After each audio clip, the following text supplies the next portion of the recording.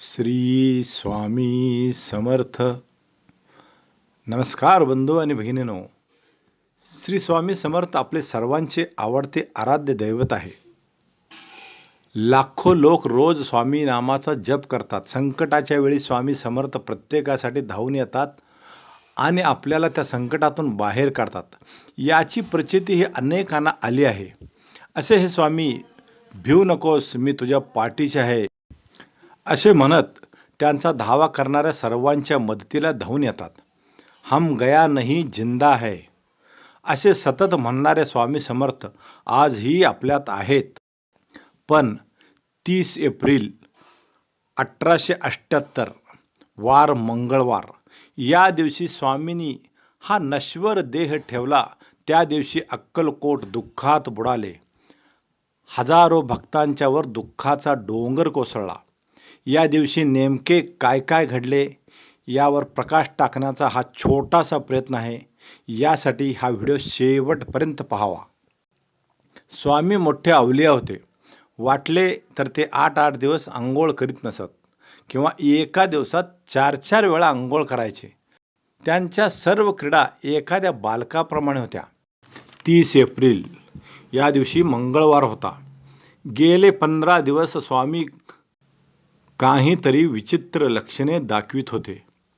12 दिवस झाले स्वामींनी अन्नही घेतले नव्हते. 30 एप्रिल मंगळवारची दुपार. काकूबाई व इतर भक्तांच्या विनवणीवरून स्वामींनी थोडी पेज घेतली. त्यावेळी बाळाप्पाने स्वामींना सुपारी दिली व त्यांना हळूच झोपवण्यात आले. अक्कलकोट संस्थानाच्या राणीसाहेब त्या ठिकाणी उपस्थित होत्या. स्वामींनी थोडी पेज घेतल्याचे पाहून राणीसाहेबांना आनंद झाला. आता आपल्या महाराजांना भय नाही असे म्हणून त्या वाड्यात परतल्या. या दिवशी सर्व अक्कलकोट वासियांच्या हृदयाचा ठोका चुकला. स्वामींच्या देहाची कल्पना असल्याने समर्थ सेवेकरी बाळाप्पा यांना वेगळीच शंका होती, म्हणून त्यांनी बाहेरील काही स्वामी भक्तांना तार केली होती. त्यानुसार मुंबईचे केशव नाईक आपल्या मुलाला घेऊन अक्कलकोटमध्ये आलेले होते. त्यांनी पाहिले की सर्व अक्कलकोट वासियांची हालचाल थांबली होती. या देवभूमीचे वातावरण गंभीर जाणवत होते. नगरवासियांचे चेहरे पडलेले होते. चोळाप्पाच्या मठातील स्वामींची भागीरथी नावची गाय व तिचे वासरू दोन्ही सारखे हंबरत होती. त्यांचा हंबरडा पाहवत नव्हता. स्वामी वडाखाली होते. दुपारी 1 वाजण्याच्या सुमारास त्याने आपल्या सर्व जनावरांना समोर आणावे सांगितले. हे ऐकताच स्वामींचे सर्व सेवेकरी अस्वस्थ झाले. तरीही स्वामी आज्ञा म्हणून त्याने सर्व जनावरांना स्वामींच्या समोर आणले.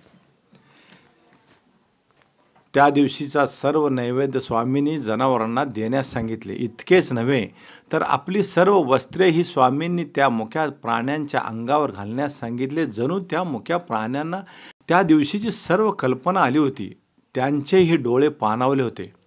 त्या मुक्या प्राण्यांच्या डोळ्यातून सारखे अश्रू वाहत होते. स्वामींनी त्या जनावरांच्या पाठीवरून प्रेमाने हात फिरवला. सर्व मुक्या जनावरांच्या डोळ्यातून अश्रूंच्या धारा लागल्या होत्या. न जाणो स्वामींचा हा स्पर्श, ही थाप पुन्हा भेटणार नाही म्हणून ती जनावरे हंबरडा फोडत होती. त्यानंतर स्वामी पुन्हा पलंगावर येऊन बसले. स्वामींची ही विचित्र लीला पाहून जमलेल्या भक्तगणांच्या हृदयाचा ठोका चुकला. स्वामींची ही कृती पाहून जमलेल्या हजारो भक्तांना आपला आवंडा गिळता आला नाही. ते पार कोलमडून गेल्यासारखे झाले होते. ते सर्व भक्त स्वामींची व एकमेकांची नजर चुकवीत मनातल्या मनात आक्रोश करीत होते. स्वामींनी पलंगावरील तक्क्याकडे खून करताच सेवेकऱ्यांनी त्यांना आधारासाठी तक्क्या दिला. श्रीपाद भटजींनी त्यांना व्यवस्थित बसविले. त्या ठिकाणी स्वामी स्वस्तिकासनात स्थानापन्न झाले. याच अवस्थेत स्वामी मागे टेकलेनी लगेच त्यांनी आपले नेत्र मिटून घेतले. जवळच वैद्यराज होते. त्यातील एकाने स्वामींची नाडी पाहिली, ती लागेना. तो वैद्य अस्वस्थ झाला, गडबडला. त्याचे गडबडणे पाहून वडाच्या झाडाखाली एकच आक्रोश सुरू झाला. हजारो भाविकांना आपला हुंदका आवरता आला नाही. कोणी रडत होते तर कोणी छाती बडवून घेत होते. जमलेल्या अनेक स्त्रिया तर आपले केस उपटत होत्या, तर अनेक स्त्रिया गडाबडा लोळत होत्या. भुजंगा नावचा सेवेकरी तर आपले डोके आपटून घेत होता. सर्व भक्तांनी आपल्या दुःखाला वाट मोकळी करून दिली. वटवृक्षाखाली नुसता आक्रोश आणि विलाप याचाच ध्वनी निर्माण झाला. सगळीकडे दुःख आणि आक्रोश दिसत होता. स्वामी हालचाल करतील म्हणून सर्वजण त्यांच्याकडे टक लावून पाहत होते. त्यांना आपल्या डोळ्यात साठवून घेत होते. स्वामींच्या लीला आठवून ते हमसून हमसून रडत होते. हजारो भक्तांच्या आयुष्यातील दुःख, संकटे, अडचणी दूर करणारे स्वामी पलंगावर निपचित डोळे मिटून पहुडलेले पाहून सर्वांच्या अश्रूंचा बांध फुटला होता. सारे अक्कलकोट दुःख सागरात बुडून गेले होते.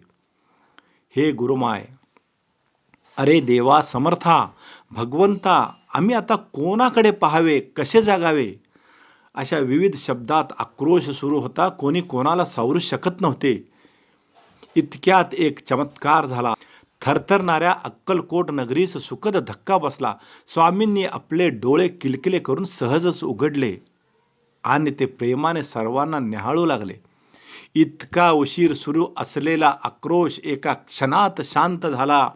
जमलेले सर्व भक्त आशेने 2 पावले स्वामींच्या पलंगाजवळ सरकले. त्यावेळी श्रीकृष्णाचे एक अद्भुत वचन श्री स्वामी मुखातून बाहेर पडले. अनन्याश्चित्तयन्तो मा ये जना पर्युपासते तेषा नित्याभियुक्ताना योगक्षेम वहामयम. स्वामींनी उच्चारलेल्या या वचनाचा अर्थ आहे, जो अनन्य भावे शरण मजसी पाहिल मुक्तीचा सोहळा, जिंकील जीवन कला जो मजवरी विसंबला. जो अनन्य भावे मला शरण येतो तो पूर्ण मुक्तीचा सोहळा पाहिल. जीवन कसे जगावे याची कला त्याला आत्मसात होईल. कोण? जो मजवरी पूर्ण विसंबला. समर्थांच्या या वचनात जमलेले सर्व भक्त भारावून गेले. स्वामींचे हे वचन कानात प्राण एकवटून सर्वजण ऐकत होते. भरल्या डोळ्यांनी स्वामींच्याकडे पाहत होते. स्वामींनी सर्वांना आशीर्वाद देण्यासाठी आपले हात वर केले आणि पुढच्याच क्षणी तो स्वप्नासारखा भास संपला. अंतसमयी स्वामींच्या मुखातून खसखशी एवढे 3 दाणे बाहेर पडले. नंतर दरबार मंडळींच्या आग्रहामुळे स्वामींचा दिव्य देह पेटेतील मठाच्या ध्यान गुहेमध्ये ठेवण्यात आला.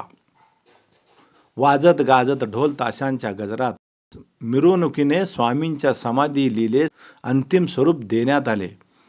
सर्व भक्तगण व अक्कलकोट दुःख सागरात बुडाले. त्यानंतर बाळाप्पा सलग 3 दिवस समाधीत उतरून स्वामींची पूजा करीत होता. मग 3 दिवसानंतर दगड लावून समाधी बंद करण्यात आली. हम गया नहीं जिंदा है या वाक्याची प्रचिती येण्यासाठी अजूनही अक्कलकोटला गेल्यास स्वामींच्या अस्तित्वाची जाणीव होते. अशा या स्वामींना व त्यांच्या पुण्यभूमीस प्रणाम. हा व्हिडिओ आवडल्यास एक लाईक करा. अशाच भक्तिपूर्ण व वैचारिक व्हिडिओसाठी माझ्या चॅनलला सबस्क्राईब करून घ्या. नमस्कार.